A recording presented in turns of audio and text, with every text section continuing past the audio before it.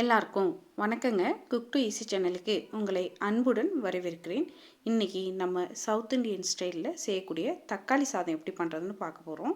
வாங்க இந்த ரெசிபி செய்கிறதுக்கு தேவையான பொருட்கள் என்னென்ன, ப்ராசஸ் என்னென்னு பார்த்துடலாம். நம்ம தக்காளி சாதம் செய்கிறதுக்காக அடுப்பில் ஒரு கடாய் வச்சுங்க. நான் 3 டேபிள் ஸ்பூன் அளவுக்கு எண்ணெய் எடுத்திருக்கேன். எண்ணெய் நல்லா காயணுங்க. எண்ணெய் நல்லா காஞ்சதுக்கப்புறமா இந்த எண்ணெயில் நம்ம அரை டீஸ்பூன் அளவுக்கு கடுகு, அரை டீஸ்பூன் அளவுக்கு உளுந்து சேர்த்துக்கிறோம். நம்ம போட்டிருக்க கடுகு உளுந்து ரெண்டுமே நல்லா பொரிஞ்சு வரணுங்க. நம்ம போட்டிருக்க கடுகு உளுந்து ரெண்டுமே பொரிஞ்சதுக்கப்புறமா ஒரே ஒரு வரமிளகாவும் கொஞ்சோண்டு கருவேப்பிலையும் போட்டு நல்லா ஃப்ரை பண்ணிக்கிறோம். 2 மீடியம் சைஸு வெங்காயத்தை நல்லா பொடி பொடியாக நறுக்கி வச்சுருக்கேங்க. அந்த வெங்காயத்தை இந்த எண்ணெயில் போட்டு நல்லா ஃப்ரை பண்ணிக்கணுங்க. இதில் வெங்காயத்தை நம்ம ஃப்ரை பண்ணுறது அளவுக்கு நமக்கு டேஸ்ட் நல்லாயிருக்கும். வெங்காயம் போட்டு ஒரு 30 செகண்டுக்கு அப்புறமாங்க 10 பல் பூண்டை நான் இங்கே சின்ன சின்னதாக நறுக்கி வச்சுருக்கேன். அந்த பூண்டையும் இந்த வெங்காயத்தோடு நான் சேர்த்துக்கிறேன். இந்த பூண்டு கூடவே ஒரு அங்குல துண்டு இஞ்சியை பொடி பொடியாக நறுக்கி வச்சுருக்கேங்க. இந்த இஞ்சியையும் நான் இந்த வெங்காயத்தோடு சேர்த்து நம்ம போட்டிருக்கக்கூடிய வெங்காயம், பூண்டு, இஞ்சி இது மூணுமே நல்ல எண்ணெயில் ஃப்ரை பண்ணி எடுத்துக்கிறோங்க.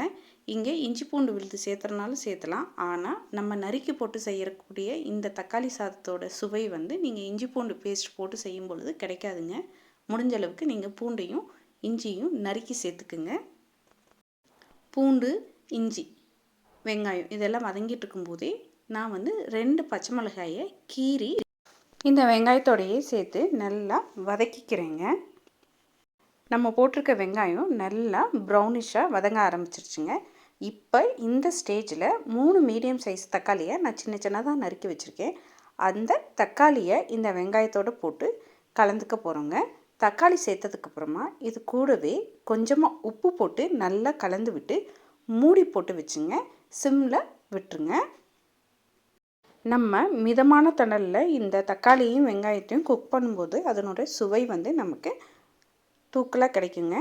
ஒரு 2-3 நிமிஷத்துக்கு அப்புறமா நீங்கள் மூடியை திறந்து பார்த்தீங்கன்னா நம்மளுடைய தக்காளி நல்லா வெந்து வந்திருக்குங்க. இப்போ இந்த ஸ்டேஜில் நம்ம மசாலா பொருட்கள் சேர்த்துக்க போகிறோம். 1/4 டீஸ்பூன் அளவுக்கு மஞ்சள் தூள், 1/2 டீஸ்பூன் அளவுக்கு காரம், அதே போல் 1 டேபிள் ஸ்பூன் அளவுக்கு மல்லித்தூள் இது மூணையும் சேர்த்து நம்ம தக்காளியோட நல்லா கலந்துக்கிறோங்க.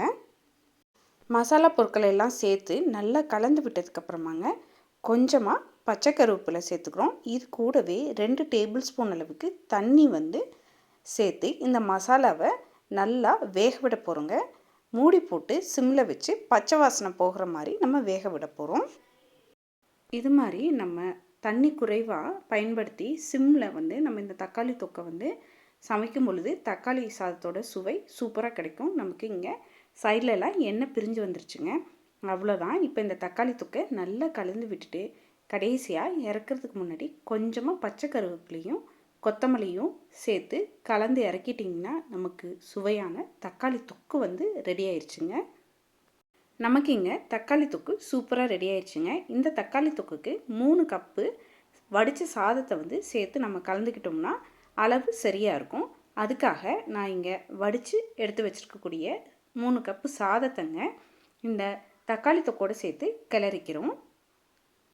நம்ம இது மாதிரி சாதத்தை கிளறி எடுத்துக்கிட்டோம்னா நமக்கு சூப்பரான சவுத் இண்டியன் ஸ்டைல் தக்காளி சாதம் ரெடி ஆயிருங்க. இந்த ஸ்டேஜில் நீங்கள் உப்பு சரி பண்ணிக்கிங்க. உப்பு கம்மியாக இருக்குது அப்படின்னா இந்த ஸ்டேஜில் நம்ம உப்பு போட்டு கலந்து எடுத்துக்கிட்டோம்னா அருமையான சூப்பரான தக்காளி சாதம் நமக்கு ரெடிங்க. அவ்வளவுதாங்க, அருமையான தக்காளி சாதம் ரெடி ஆயிடுச்சு. நம்ம ரெடி பண்ணியிருக்க இந்த தக்காளி சாதத்தை சர்விங் பிளேட்டுக்கு மாற்றிக்கலாம். நீங்களும் வீட்டில் இதே அளவுகளோட ஒரு முறை இந்த தக்காளி சாதம் ரெசிபியை செஞ்சு பாருங்கள், சுவைத்து பாருங்கள். கண்டிப்பாக உங்களுக்கு சுவை பிடிக்குங்க. மிகவும் குறைவான மசாலா பொருட்களை வச்சு இந்த சுலபமான சவுத் இண்டியன் ஸ்டைல் தக்காளி சாதத்தை நம்ம செஞ்சிடலாங்க. உங்களுக்கு இந்த தக்காளி சாதம் ரெசிபி பிடித்திருந்தால் குக் டு ஈஸி சேனலை லைக் பண்ணுங்கள், ஷேர் பண்ணுங்கள், கமெண்ட் பண்ணுங்கள். மறக்காமல் குக் டு ஈஸி சேனலை சப்ஸ்கிரைப் பண்ணிக்கோங்க. வணக்கங்க.